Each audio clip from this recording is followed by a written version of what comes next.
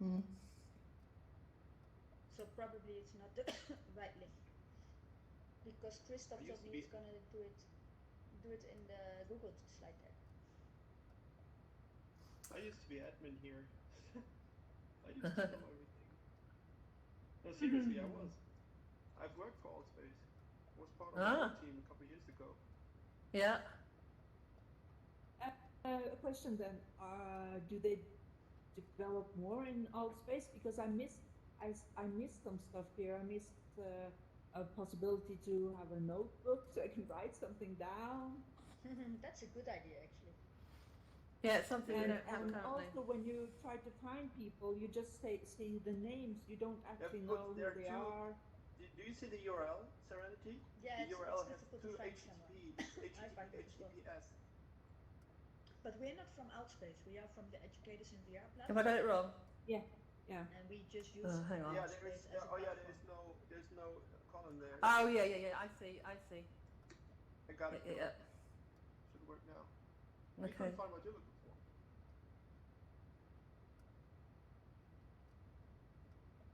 Alright. There's still two HTTPs. I wonder if I should try to type it in again. But the slide.com, nobody made it, so it's not gonna be his. So it's a little bit, I think, a waste of time. Okay. So he made it in the Google slide deck. He was trying to make it in slide.com. Probably that was the trying deck. Yeah. I'm just going to try and go to my... that doesn't help. Well, it might do. I'm just going to try and go to my... Let me see. Also, you're the one that's been talking to me here. Yes. Sorry. No problem. I didn't see your name here, so multimedia. Yeah, well, don't worry, that's fine. Okay. Well, I'm looking forward to your representation, and I'll see here. If it does work. If it works. Well, and I'll just listen to you. All right, then I'm going to sync my presentation today. Oh, that would be nice.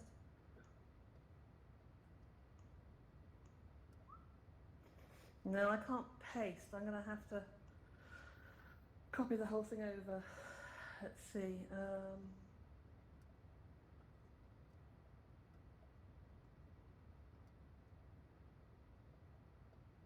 Can I do something for you? Can I make it some smaller? How can I make it easier? I'm writing it down at the moment because I can't copy and paste. I'm writing it down and then I'll type it in. Okay. Well, I just pasted the URL account. Are you seeing the Google VR, the Google Slides UI right now or not? Yeah, I got it from your colleague. PACX. Crikey, 1. That's a 1. The Q L M. Hi, Michael. Hey, I heard there's something wrong with the slides.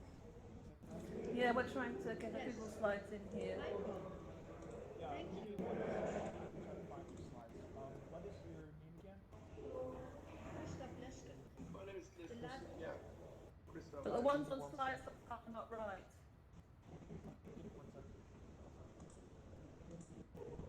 I didn't transfer them to slides. I just want to warn you. No, he did something. So oh, okay. All right.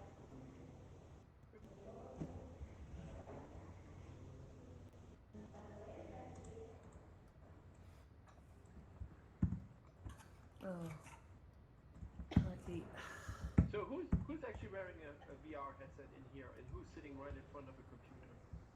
I'm sitting right in front of the computer.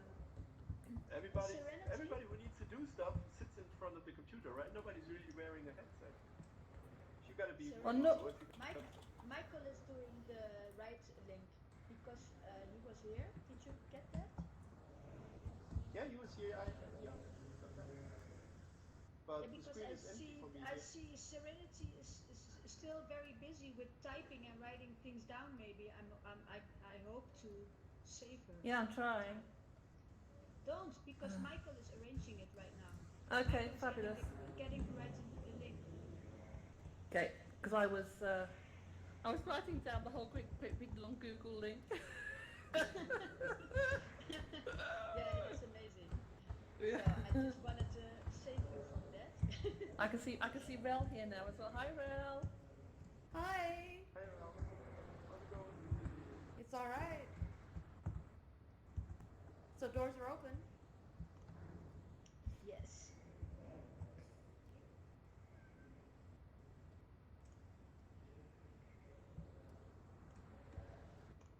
So you're waiting for somebody to, so Michael's getting the slides? Okay, beautiful. Michael, we're waiting for Michael Beautiful. to get back. Okay. So somebody get on the stage and welcome people. Beautiful. Yes. Love it. All right. Hello, everybody. I see someone there who is... yes, Syria. She was already here. I hope she's coming back soon. Anybody else I know? Is that Michael? Very good for the slides. I hope that gets sorted out soon. So we are sorting out the slide deck. So, and before we can start, have a minute, 5 minutes patience, please, so we can start the deck. Very good. Is it working, Michael? Oh, there it is. I can see it. I can see it. You should be able to click on the bottom left taskbar. If you do the arrow key, Yeah. You should be able to transition the slides. Okay, so everything is set. Dana Marie, make sure you have microphone on when you need it. Yeah, thank you. Okay, so here we are, everybody. We're starting the session to give the big hand to Christophe Leske. He is a French-German, very active in the VR scene and knows a lot about VR coaching and therapy, and is very interested in all these information technology about it, and always he gives me a lot of information for new ideas, and he's an idea spreader, and I love him to come and share his knowledge. So give a big hand to Christophe. Thank you. Yeah.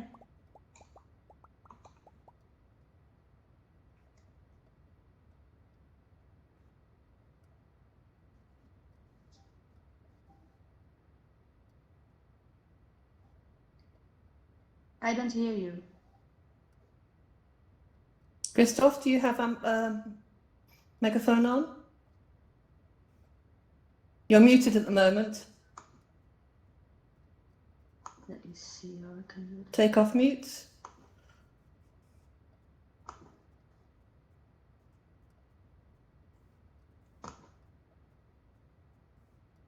I think we lost him. Oh, there you are. I cannot unmute him. Christopher, you need to unmute yourself by hitting your microphone, turning it clear. Okay. You need to re-enter the space then. Do you know how to do that? Okay. Make sure your microphone's plugged in.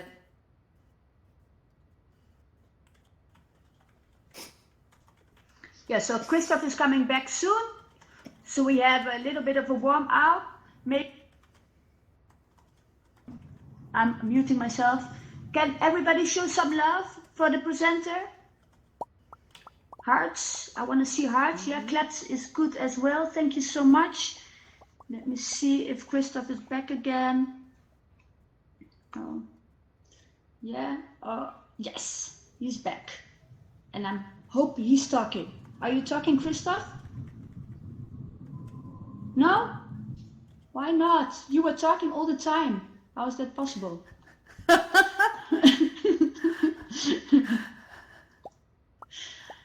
All right.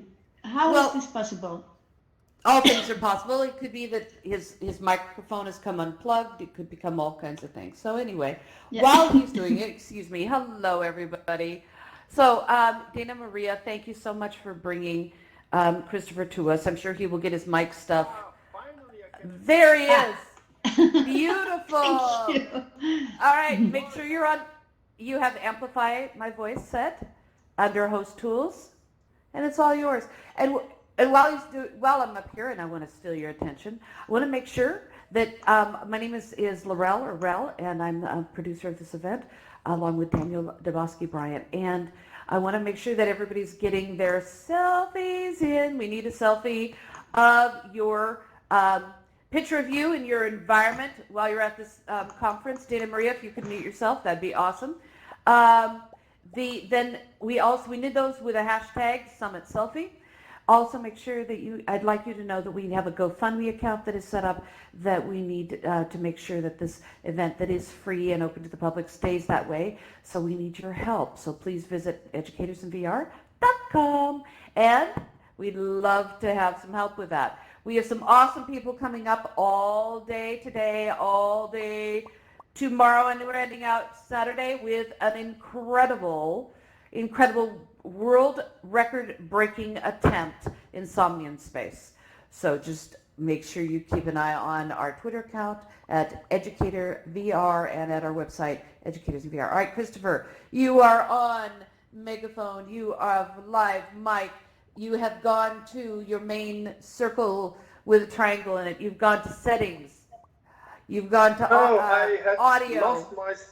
I got my slides not up there. I don't see my slides up on the presentation panel, actually. I don't see Everybody else see his slides? Yes, I can see his slides. You can see his... Okay, we can... Nope. Okay, so we have camera bots. Well, if anyone wants to take the control of the slides, I still have a second slide deck here right next to me, so I would just say on which slide I am, and then we can just do it like this, as everyone else can see Serenity, it. can you handle the changing of the slides? I can't see the slide controls. No, is this in Google Slides?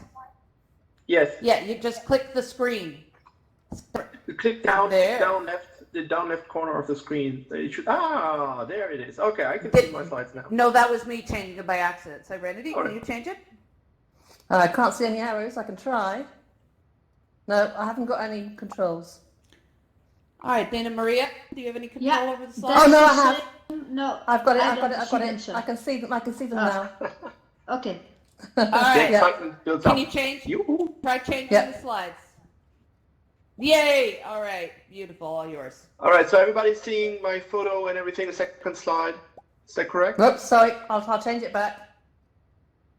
All right. Hang on.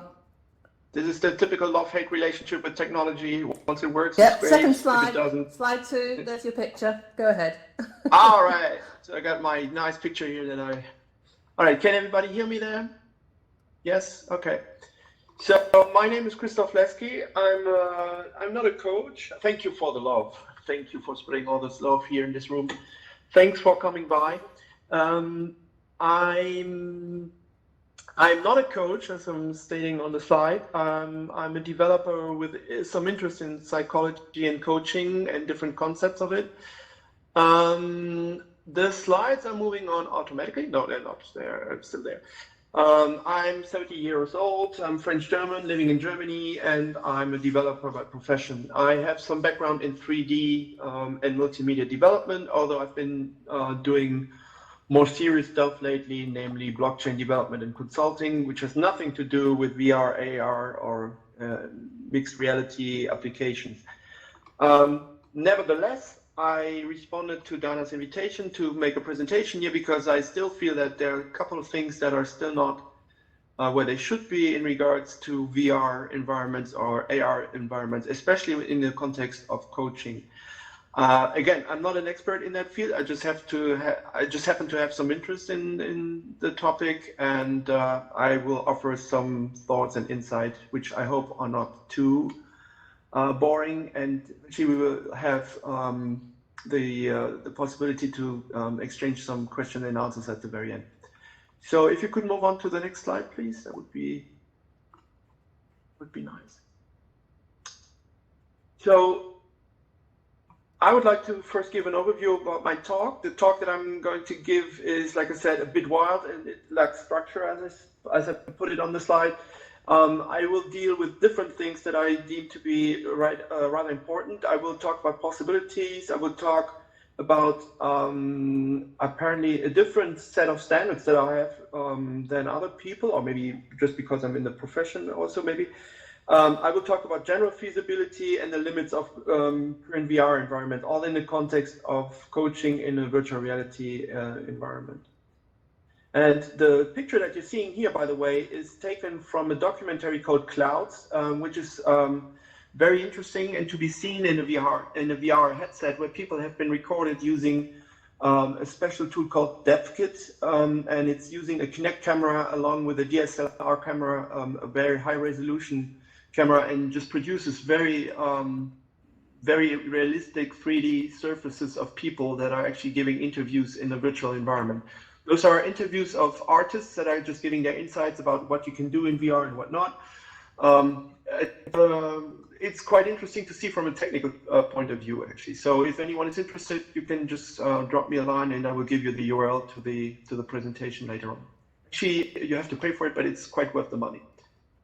Can we move on, please?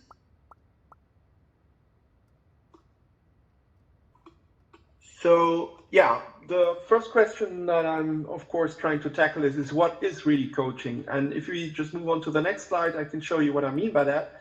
Because in the country where I'm living, there is no real definition of what a coach actually is. There is no formal education that you need to have in order to call yourself a coach. So everybody who feels like being a coach can actually do some coaching, which brings a couple of problems, because there are some guys or some people like this guy, for instance, that I'm currently showing you here in this picture, who is called Kollega, who's a rapper in Germany, and he thinks that the human male population in Germany has become too soft, and he would like to make us into alpha males again.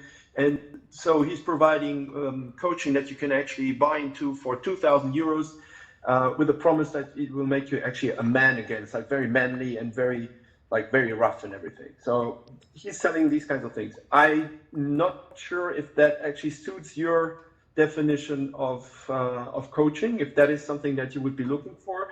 But I just want to point out that this is a general problem that we have here in Germany. Everybody can call themselves a coach. You don't have to have any formal education for it, so you can just say whatever you want. You don't have to have a formal background in psychology or sociology or anything. You can just call yourself a coach and then sell your program. If you find people that are willing to pay for it, then that's fine. If not, well, then you should probably try something else. But just saying, there is no formal education needed for it. Can we move on to the next slide, please? So what I'm trying to do is, just for the sake of this presentation, give you my take on it. So my definition of what I deem is actually supposed to be called coaching. I think that coaching is a limited intervention in the goal to change or acquire new personal behavior in order to live a more fulfilled life, meaning that it's some sort of soft therapy or short-term therapy, or intervention, if you want to call it, if the word therapy is actually too strong for you, that is actually deemed to help you get better in your life, solve problems, overcome fears, overcome issues, overcome problems, and just generally a better life, and just generally live a better life. Can we move on to the next slide?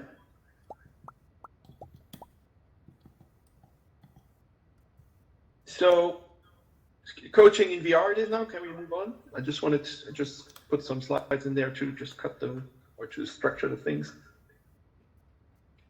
What I want to talk about first is what actually most of the people that are talking about coaching in VR nowadays are actually referring to. So there seem to be a couple of topics which seem to work rather well right now in terms of VR coaching.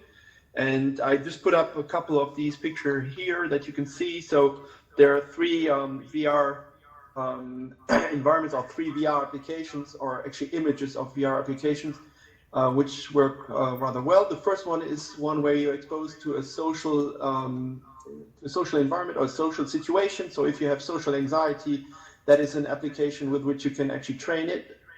The second one is actually an application that is dealing with anxiety while speaking in public or giving public speeches. This has been one of the first applications that have been out there. I find it to be very interesting. It also changed a lot from the last time that I saw it. There are several versions of that app, or versions of that idea that have been brought to life. The most simple one is actually you just in a huge hall giving a speech. Then there is another version where you have a couple of people in the room with you while you're giving the speech. Then you have another version where there are random interactions of the people that you're talking to. So for instance, people are not paying attention, they're just looking to the side, they're laughing, they're falling asleep and stuff like that. And then there's the last version that I had in mind is actually a version where you can have those interactions randomly triggered by a coach. So if you just start and have general anxiety to talk in public, you would just go there and try to simulate your speech or give your speech, and then your coach would continuously make it harder and harder and harder for you to actually give the speech by people interrupting you, people setting off their alarms on the mobile phones, or people just ringing up other people. So there's a certain interactive component to it which allows you to actually increase the complexity of the simulation for an external person that is actually coaching you in that very context. So that is one application. And the last one here from Sayas is yet another basically placeholder for a whole set of applications that is dealing with anxiety in regards to flying. So if you're afraid of flying, then there are lots of different apps which you can use in order to simulate the different situations where that you encounter when you're flying somewhere. So you can simulate the start, you can simulate in-flight, you can simulate the landing, all simulated in a 3D environment that you see through the headset. Again, usually with the cooperation of a coach that is looking for you or taking care of you while you are doing this. So usually there should be a therapeutic aid or a coach sitting right next to you, telling you what's actually happening or what you should do. So if you're getting anxious, then you should probably start doing some breathing exercises, or maybe tensing your muscles and let them go and everything like that. So these are all environments actually that have all more or less the same concept, which is what I call the exposure therapy. So you're basically being confronted with what is actually causing you a problem, and then you're simulating that in VR in order to overcome it. So in the context of these applications, VR is actually being used as a simulation tool with a real-world external coach that is pacing you throughout the experience. Can we move on to the next slide, please? Can you guys still hear me? Is everything fine? All right, okay. So there's yet another category of applications that seem to work well in terms of coaching, and those are all these applications where you can calm down, develop mindfulness or meditate in a greater context. And those are all more or less just structured around some paced hypnosis. So you have a nice environment, like you see up here. Actually, the first one here up there with the island is not really working for me that well because it's so bright and so colorful. But hey, maybe I'm not like everyone. Maybe there are some people that are getting relaxed while sitting at the seaside, which is quite possible. These other applications are just other mindful apps or relaxation apps that you can download. The lower one here is about chakras, so you can breathe through your different chakras and then try to relax and focus your inner energy. Again, only works, of course, if you believe or if you buy into the belief system that you have chakras and that they need to be vented. If that is not the case, then I don't know if that's actually working. But I just want to show that. I just wanted to give you some overview about what is actually out there. So these applications are usually structured around the paced hypnosis. You have hypnotic inductions. You have voice-based paced and leading, meaning that there is a professional voice therapist or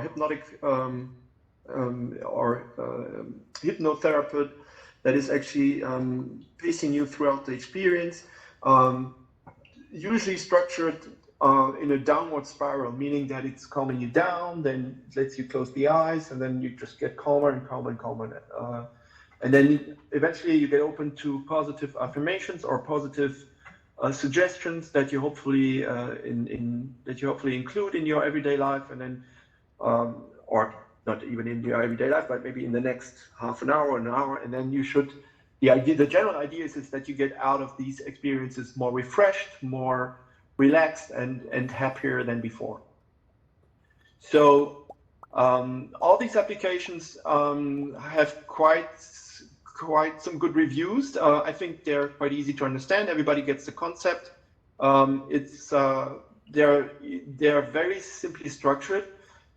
The more elaborate applications actually just have more elaborate graphics. There's nothing more in terms of technical gadgets that are usually be added. Although what is interesting to note is that none of these applications are actually using some sort of feedback. So if you can go to the next slide, please.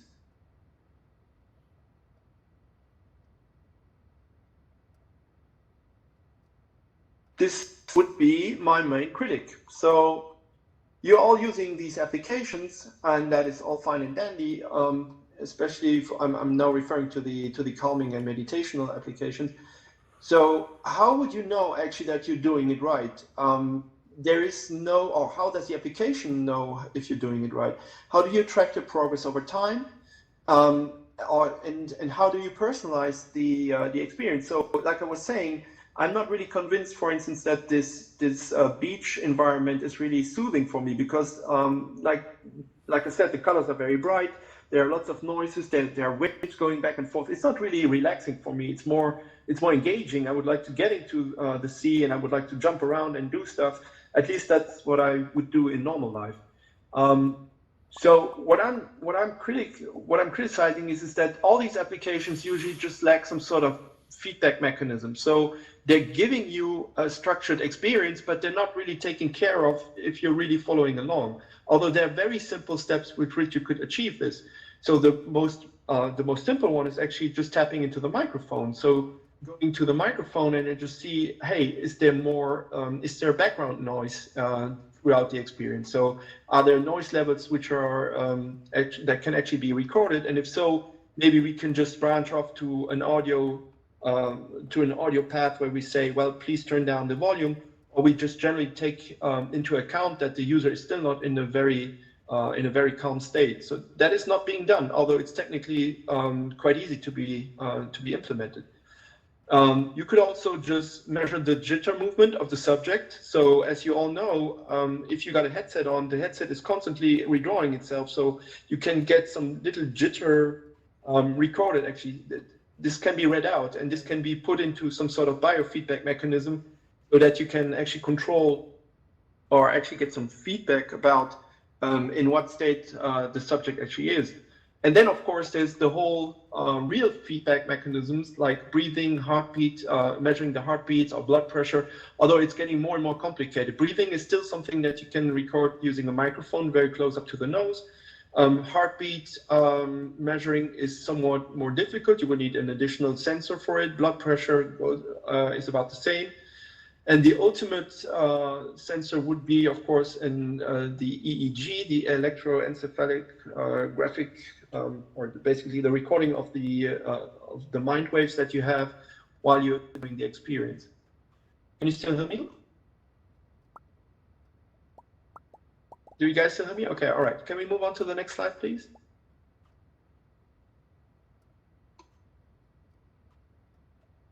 All right, so what I want to show you now is that there are also more advanced interfaces which are currently being worked on, or which are also just regularly reoccurring, basically.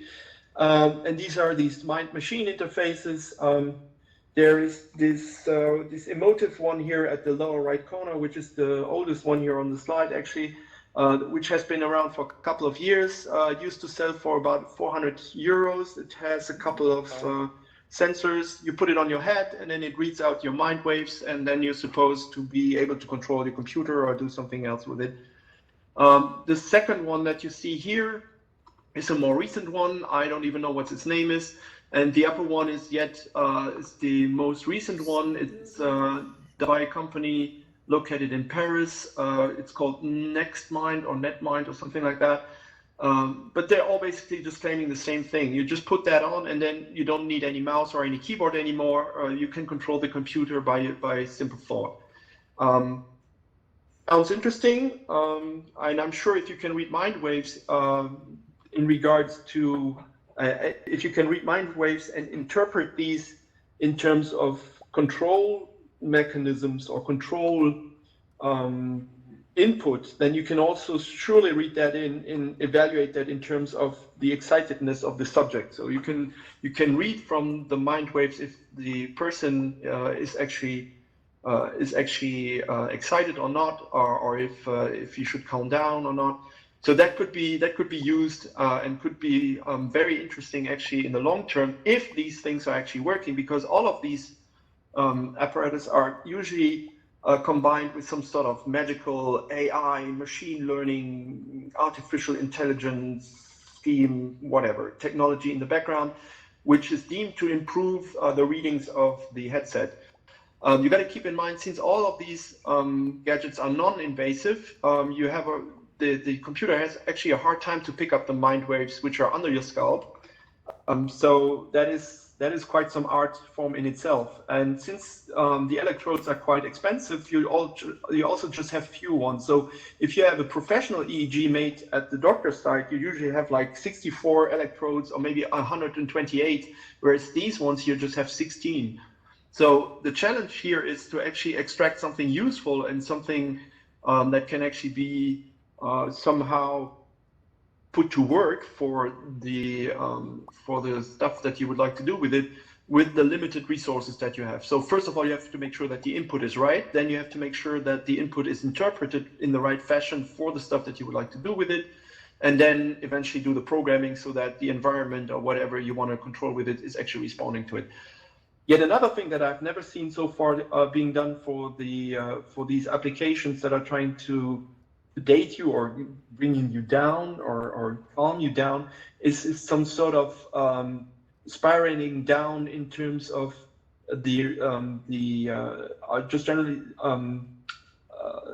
just generally modifying the environment in order to bring it down. So we would I'm just keep coming back to this beach environment.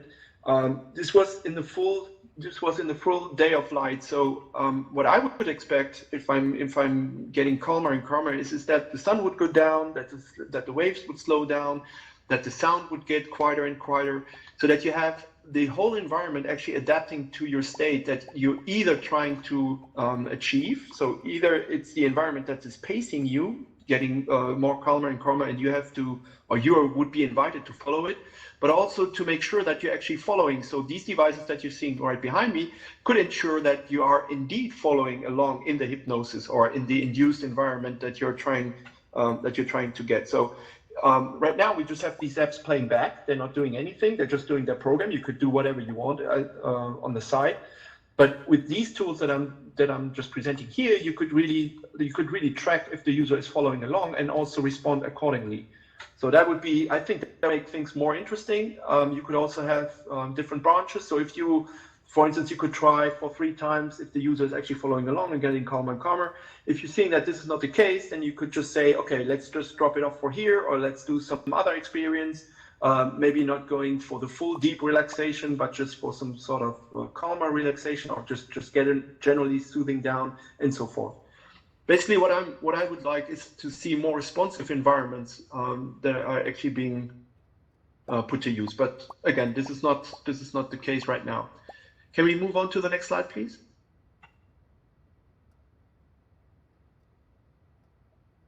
So I'm still waiting for the slide. Yeah, so what does not work well or doesn't even exist yet, again, all in the context of coaching in VR, are very simple tools that everybody who has been in a VR, in a coaching or therapy context should already know. For instance, everything that is related to flip charts or mind maps. Flip charts or mind maps are very useful tools if you're trying to think in an associative way.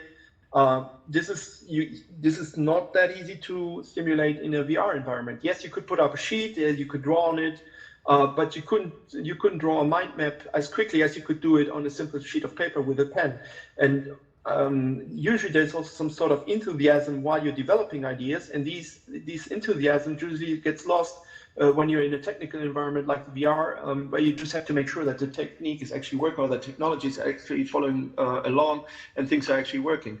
So if you were here before my talk was actually started, you see that we had to fight for 10 minutes before actually getting the slides up here. I was all pumped up for giving my presentation, but it just didn't work out that well. So that is something that is a real hurdle, in my opinion. That is something that needs to, an obstacle that needs to be overcome.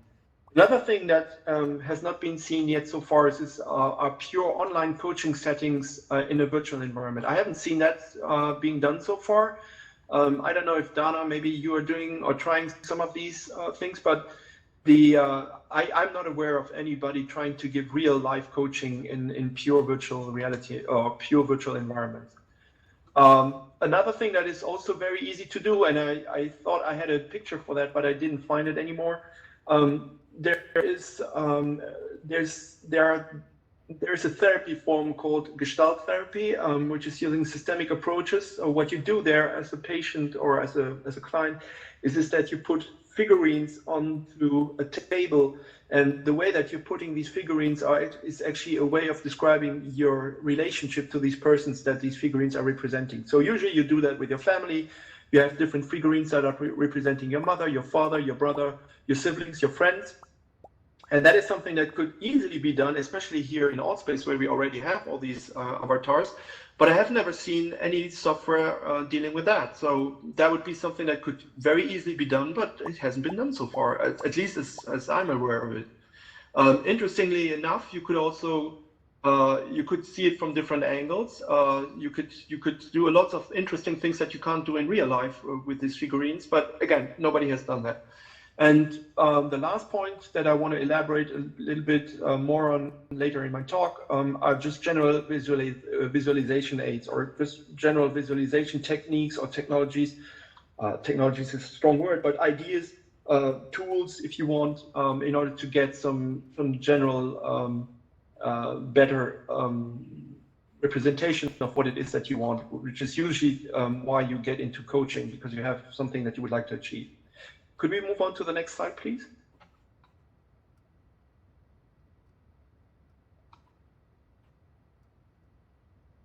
Yeah, so what are others up to? There's, yeah, that's actually misspelled, I think, but can we just move on to the next slide? So there's nothing more there. I just wanted to provide some cut in. There was a very interesting startup called Trip with double P that was getting some attention about a year ago, I think it was, or even longer ago, because they wanted to work on so-called transformative experiences. They were claiming that they would like to use VR for really changing the way you feel, which is a bolder claim than just all the different other applications that are out there. And they're just merely trying to get you into a different state. But they were claiming that they would like to build a service where you just put on the VR glasses, and then after that you would just feel completely transformed or different, and would have a life-changing experience, and so on and so forth. That is a screenshot of what they're providing. Yes, it looks nice. Those are nice graphics, but does it actually work? I'm not really convinced. Unfortunately, I didn't have the opportunity to try their application so far.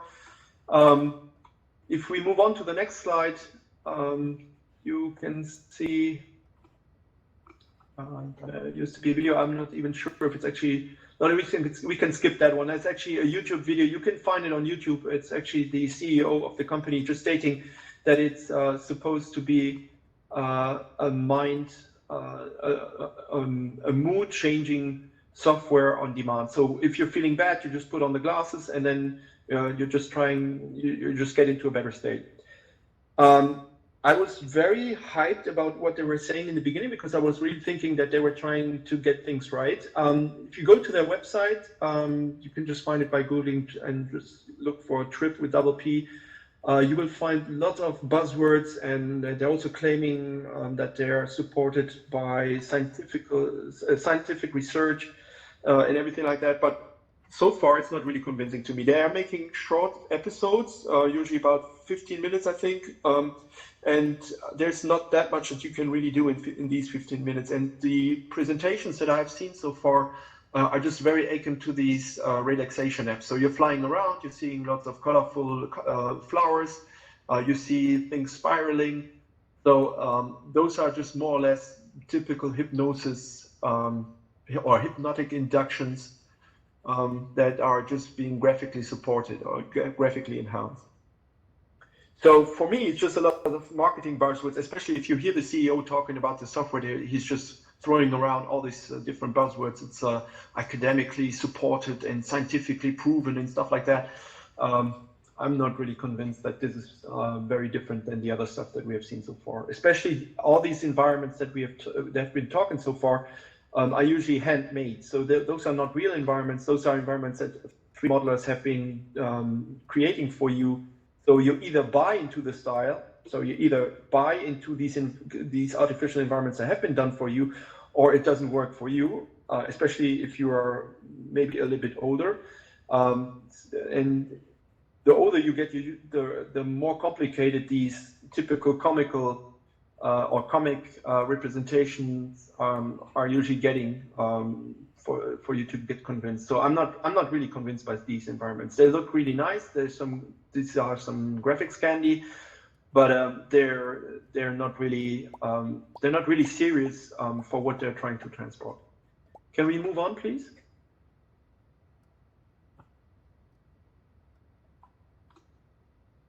So this brings me to the very heart of my presentation, namely to actually try to understand what the real fundamental problems are with VR as we know it right now. So there are 3 pillars to it, or there are 3 rough groups that I just created. The first group is actually the most important one, namely communication in VR. So